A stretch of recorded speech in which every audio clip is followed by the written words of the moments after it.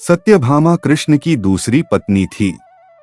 वो एक बहुत ही घमंडी स्त्री थी। उसका ये मानना था कि वो सबसे सुंदर और सबसे अमीर स्त्री थी, क्योंकि उसके पिता एक बहुत ही धनवान व्यक्ति थे।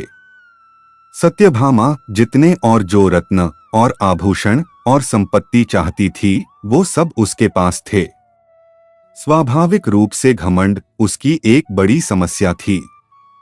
एक बार कृष्ण के जन्मदिवस के अवसर पर सत्यभामा ने सोचा कि वो सबको दिखाएगी कि वो कृष्ण को कितना प्यार करती थी।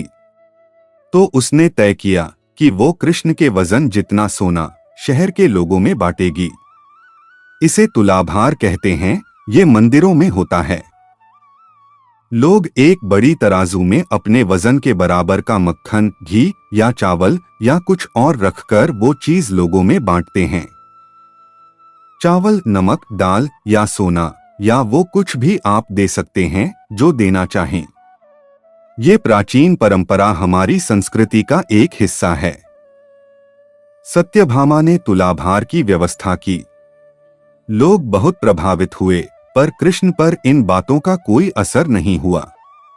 वे जाकर तराजू के एक पलड़े पर बैठ गए।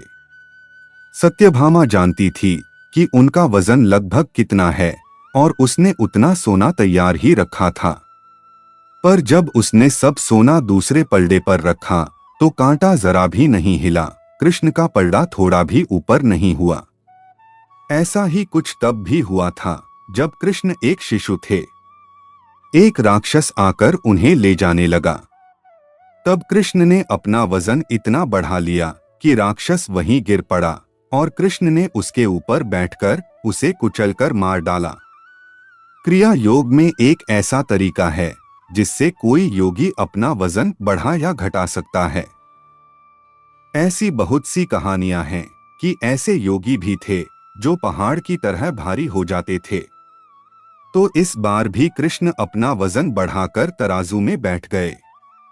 सत्यभामा ने उतना सोना दूसरे पलड़े पर रख दिया था जितना उसके हिसाब से कृष्ण के वजन के बराबर था, पर कुछ हुआ ही नहीं। तब तक शहर के सभी लोग ये घटना देखने के लिए आ गए थे। तब उसने अपने नौकरों से वो सभी गहने मंगवाए जो उसके पास थे। एक के बाद एक वो गहने डालती जा रही थी और सोच रही थी कि काम हो जाएगा, पर कुछ नहीं हुआ। तब उसने वो सब कुछ भी रख दिया जो उसके पास था, पर पलड़ा जरा भी नहीं हिला। वो रोने लगी क्योंकि ये सब उसके लिए बहुत शर्मजनक था। सारा शहर देख रहा था और उसके पास पर्याप्त सोना नहीं था। वो जो हमेशा अपनी संपत्ति के बारे में इतनी घमंडी थी, उसके पास पर्याप्त सोना नहीं था और उसे समझ में नहीं आ रहा था कि वो क्या करे। तब उसने रुक्मिणी की ओर देखा, जिससे वो बहुत जलती थी और हमेशा परेशान रहती थी। उसने रुक्मिणी से पूछा, अब मैं क्या करूं? क्योंकि ये बात सिर्फ मेरे लिए ही नहीं, पर तुम्हारे और हम सब के लिए भी बहुत शर्मजनक है। तब रुक्मिणी बाहर गई और तुलसी के पौधे के 3 पत्ते उठा लाई। जैसे ही तुलसी के वे पत्ते उसने तराजू के दूसरे पलड़े पर रखे, कृष्ण का पलड़ा तुरंत ही ऊपर आ गया।